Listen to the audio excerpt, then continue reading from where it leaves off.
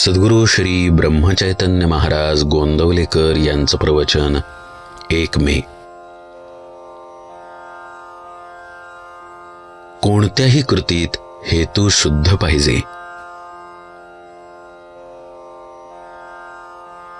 तमोगुण हा तिन्ही गुणात जास्त जड असल्याने त्याचा परिणाम या जगामध्ये लगेच दिसून येतो. दुष्ट बुद्धी हा तमोगुणाचा परिणाम आहे. परंतु भगवंताच्या नामाने बुद्धी स्वच्छ करण्याची सोय माणसाच्या ठिकाणी आहे. यासाठी पुष्कळ नामस्मरण करावे, म्हणजे सत्वगुणाचा उदय होतो आणि बुद्धी शुद्ध बनते. देहाला कष्ट दिले म्हणजे भगवंत वश होतो हे काही खरे नाही. तसे जर असते तर रस्त्यात उन्हामध्ये खडी फोडणाऱ्यांना भगवंत लवकर वश झाला असता. भगवंताचे लक्ष आपल्या देहापेक्षा मनाकडे असते. आपल्या मनामध्ये प्रापंचिक हेतू ठेवून भगवंताच्या नावाने उपवासासारखे कितीही कष्ट केले तरी ते पाहून लोक फसतील, पण भगवंत फसणार नाही. आपण जसे बोलतो तसे वागण्याचा अभ्यास करावा. परमार्थामध्ये ढोंग फार बाधक असते. प्रापंचिक गोष्टीकरिता उपवास करणे ही गोष्ट मला पसंत नाही.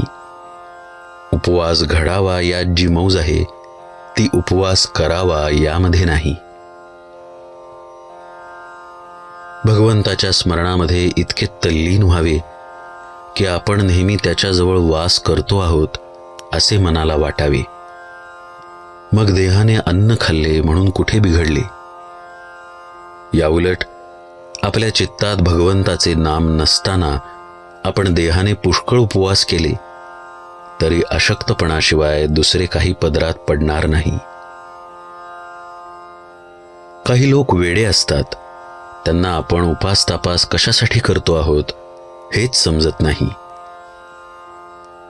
कोणत्याही कृतीला वास्तविक मोल तिच्या हेतूवरून येते. हेतू शुद्ध असून कृती एखाद्या वेळी बरी नसली तरी भगवंताच्या घरी चालते.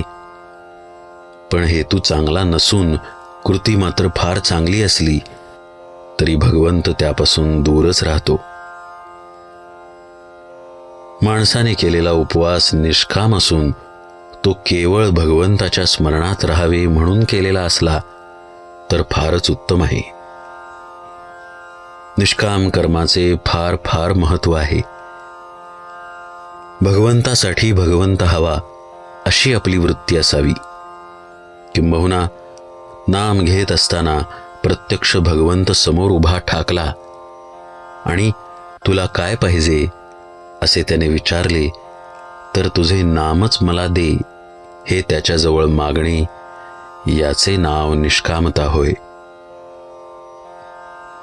कारण रूपाने व्यक्त झालेला भगवंत केव्हा तरी नाहीसा होईल, पण त्याचे नाम मात्र अखंड टिकेल.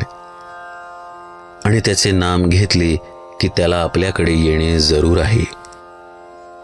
म्हणून देहाला कष्ट देण्याच्या भानगडीत न पडता भगवंतासाठीच नाम घेत असावे. त्याची कृपा झाल्याशिवाय राहणार नाही.